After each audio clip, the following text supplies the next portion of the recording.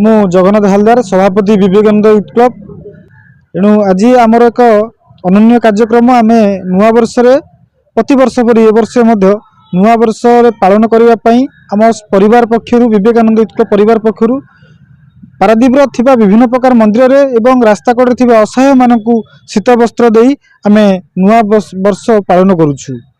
कारण देखंतु समस्ते नुआ वर्ष विभिन्न प्रकार कार्यक्रम व्यस्त थिबा मध्ये आमर ये क्लब सभ्य माने एकत्रित होई निजर हाथ पांठिरु नुआ वर्ष शीत वस्त्र समस्त को देवाई आम एक प्रयास करूँ।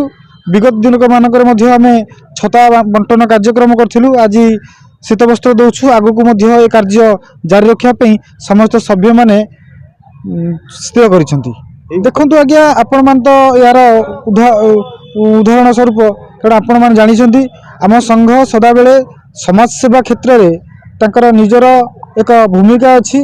आम विभिन्न प्रकार सीजन रे जिते बेले जहाँ आवश्यक अच्छी पृथ्वी माँ बा समाज आम से टाइम रे से सब कार्य करूँ।